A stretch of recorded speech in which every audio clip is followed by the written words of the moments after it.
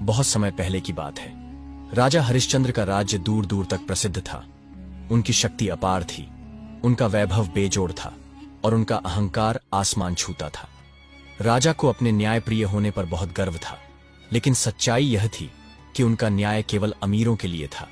गरीबों की फरियाद महल के दरवाजे तक भी नहीं पहुंच पाती थी।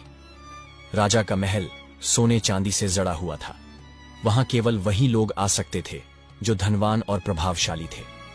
यदि कोई गरीब न्याय की गुहार लगाने आता तो उसे दुत्कार कर भगा दिया जाता। राजा का घमंड इतना बढ़ चुका था कि उन्होंने अपने राज्य में एक अजीब नियम लागू कर दिया। जो भी दरबार में न्याय की मांग करेगा उसे पहले 100 स्वर्ण मुद्राएं चुकानी होंगी। गरीब जनता के लिए यह असंभव था। धीरे धीरे लोग अन्याय सहने लगे, क्योंकि राजा से न्याय मांगने के लिए किसी के पास 100 स्वर्ण मुद्राएं नहीं थीं। वृद्ध भिखारी रोज आकर बैठता था। उसका नाम रघु था। वह कई वर्षों से इस राज्य में रह रहा था और उसने राजा के घमंड को बढ़ते हुए देखा था। रघु जानता था कि यह घमंड राजा हरिश्चंद्र का पतन करेगा। एक दिन राजा अपने महल की बालकनी से जनता को देख रहे थे, तभी उनकी नजर रघु पर पड़ी। राजा को यह अच्छा नहीं लगा कि उनके भव्य महल के सामने एक भिखारी बैठा रहे। उन्होंने क्रोधित होकर अपने सिपाहियों से कहा, इस भिखारी को तुरंत यहां से हटा दो। मेरा राज्य अमीरों और शक्तिशाली लोगों के लिए है, न कि इन गंदे और बेकार लोगों के लिए। सिपाही दौड़ते हुए आए और रघु को धक्के देकर वहां से निकाल दिया, लेकिन रघु बिना किसी विरोध के मुस्कुराता रहा और शांत स्वर में बोला, राजन, यह तो समय का चक्र है। जो आज ऊपर है वह कल नीचे भी आ सकता है। राजा हरिश्चंद्र ने ठहाका मारकर कहा, यह बुढ़ा भिखारी मुझे उपदेश दे रहा है, इसे तुरंत कैद में डाल दो। सिपाही उसे पकड़ने बढ़े, लेकिन तभी रघु बोला, राजन, मैं न्याय मांगने आया हूं, क्या आप न्याय करेंगे? राजा हंसे, तुम जैसे भिखारी के लिए मेरे पास कोई समय नहीं है। रघु ने एक स्वर्ण मुद्रा निकाली और कहा, मैंने सुना है कि आपके दरबार में न्याय मांगने के लिए 100 स्वर्ण मुद्राओं की जरूरत होती है। मैं रोज 1 मुद्रा इकट्ठा करूंगा और जब 100 मुद्राएं हो जाएंगी तब न्याय मांगने आऊंगा। राजा को यह सुनकर हंसी आ गई। हा हा हा, ठीक है, जब तुम्हारे पास 100 स्वर्ण मुद्राएं हो जाएं तब आना, मैं तुम्हें न्याय दूंगा। लेकिन अगर तुम न्याय न मांग सके तो तुम्हें दंड मिलेगा। राजा को यकीन था कि यह भिखारी कभी भी 100 स्वर्ण मुद्राएं नहीं जुटा पाएगा, लेकिन रघु मुस्कुराता रहा और धीरे धीरे महल अटल थे। उसने अपने छोटे से कटोरे में पहली स्वर्ण मुद्रा डालते हुए कहा, राजा को यह नहीं पता कि समय का चक्र कब किसे कहां ले जाए, लेकिन मैं जानता हूं कि सच्चाई और न्याय की जीत जरूर होगी। रघु रोज भीख मांगकर 1-1 स्वर्ण मुद्रा इकट्ठा करने लगा।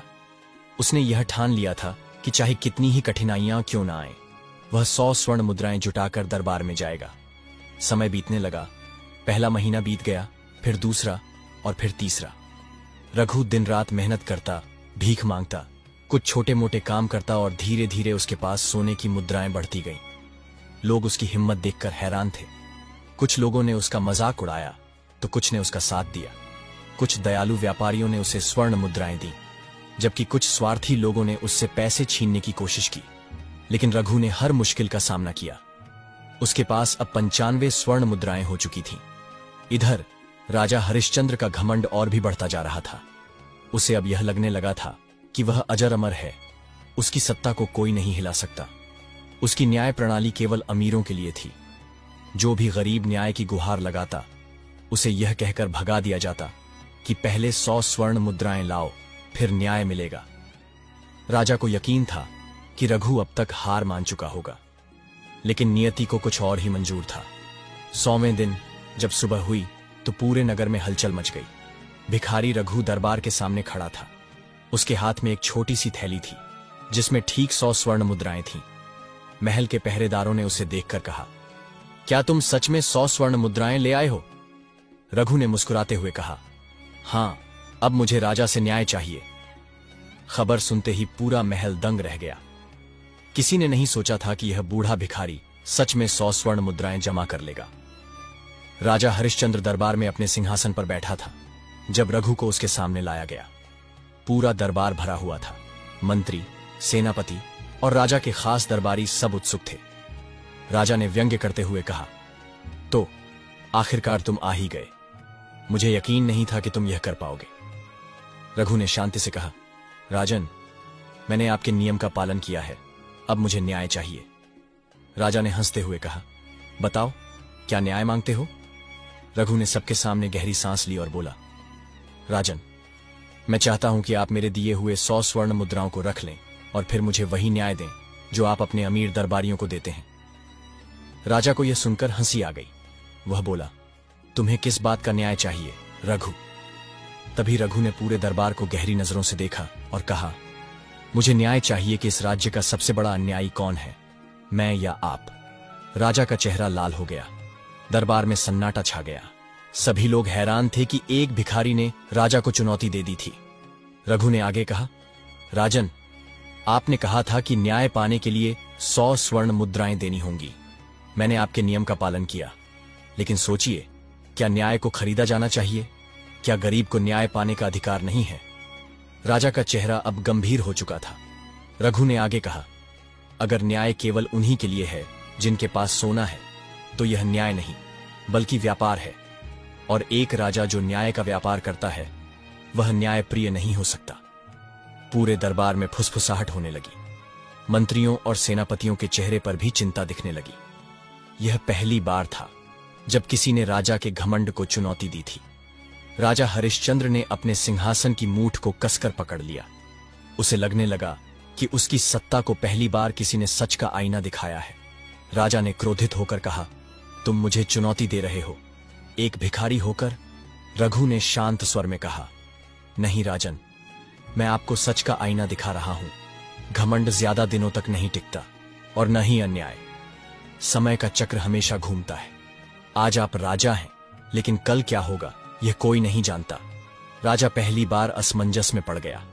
दरबार में मौजूद सभी लोग राजा की ओर देखने लगे। क्या राजा हरिश्चंद्र अपने घमंड से बाहर आएगा?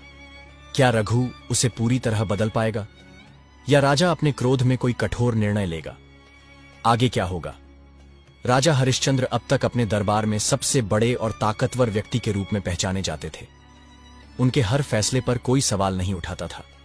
लेकिन आज एक साधारण भिखारी रघु ने उनके न्याय और घमंड को चुनौती दे दी थी। पूरे दरबार में सन्नाटा छा गया था। हर कोई राजा की प्रतिक्रिया का इंतजार कर रहा था। राजा क्रोध में उठे और गरजते हुए बोले, रघु, तुमने मेरी सत्ता और मेरे न्याय पर प्रश्न चिन्ह लगाया है। यह राजद्रोह है। क्या तुम्हें पता है कि इसके लिए तुम्हें मृत्युदंड भी दिया जा सकता है? रघु मुस्कुराया और शांत स्वर में बोला, राजन, यदि सच बोलना राजद्रोह है तो यह संसार सत्य को कभी नहीं जान पाएगा। राजा की आंखें गुस्से से लाल हो गईं, लेकिन दरबार में मौजूद लोग फुसफुसाने लगे। कई दरबारी भी रघु की बातों से सहमत दिख रहे थे। तभी राजा के सबसे पुराने मंत्री अच्युतानंद ने आगे बढ़कर कहा, महाराज, क्या यह उचित होगा कि सत्य कहने वाले व्यक्ति को दंड दिया जाए? राजा कुछ कहने ही वाले थे कि रघु फिर से बोला, राजन, आपने कहा था कि न्याय पाने के लिए 100 स्वर्ण मुद्राएं देनी होंगी। मैंने नियम का पालन किया।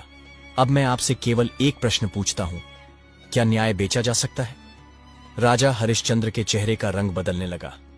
उन्होंने कभी इस तरह से नहीं सोचा था। वे न्यायप्रिय कहलाना चाहते थे, लेकिन वास्तव में वे न्याय को अमीरों की संपत्ति बना चुके थे। आज पहली बार उन्हें अपने फैसले पर संदेह हुआ। रघु ने आगे कहा, राजन, यदि न्याय केवल उन्हीं को मिलेगा जिनके पास सोना है, तो फिर यह न्याय नहीं बल्कि सौदा है, और जो न्याय को बेचता है वह राजा नहीं बल्कि व्यापारी होता है। राजा स्तब्ध रह गए। दरबार में सभी दरबारी और जनता अब रघु की तरफ थे। पहली बार लोग खुलेआम राजा के फैसलों पर सवाल उठा रहे थे। राजा ने अपनी तलवार म्यान से खींच ली और बोले, रघु, तुम्हारी हिम्मत कैसे हुई मेरी तुलना एक व्यापारी से करने की? तुम जानते हो कि एक राजा की अवज्ञा करने का क्या दंड होता है? रघु मुस्कुराया और अपनी आंखें बंद कर लीं। फिर बोला, राजन, सत्य को मारने से सत्य नहीं मरता, लेकिन हां, सत्य को दबाने की कोशिश करने वाले जरूर नष्ट हो जाते हैं। राजा का क्रोध अब शंका में बदल चुका था। उन्होंने तलवार नीचे कर दी और गहरी सांस ली। उनका मन द्वंद्व में था। एक तरफ उनका अहंकार था तो दूसरी तरफ सच का आईना। तभी महल के द्वार पर अचानक शोर मचा। एक सैनिक दौड़ता हुआ आया और घबराए स्वर में बोला, महाराज, राज्य में भयंकर महामारी फैल गई है। कई गांवों में लोग बीमार पड़ रहे हैं और हमारी सेना भी प्रभावित हो रही है। राजा स्तब्ध रह गए। यह खबर सुनकर पूरे दरबार में खलबली मच गई। राजा ने तुरंत अपने सेनापतियों से उपाय पूछे, लेकिन कोई समाधान नहीं मिल रहा था। रघु ने शांत स्वर में कहा, राजन, यह समय का चक्र है।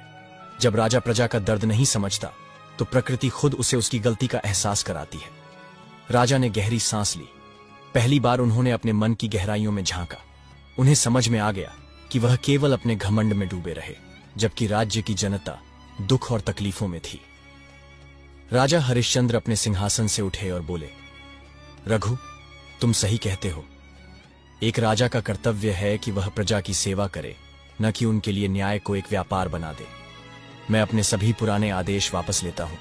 अब से न्याय हर किसी के लिए समान होगा, चाहे वह गरीब हो या अमीर। पूरे दरबार में जय जयकार होने लगी। रघु मुस्कुराया और बोला, राजन, आपने न्याय को उसका सही स्थान दिया। अब आप सच्चे राजा हैं।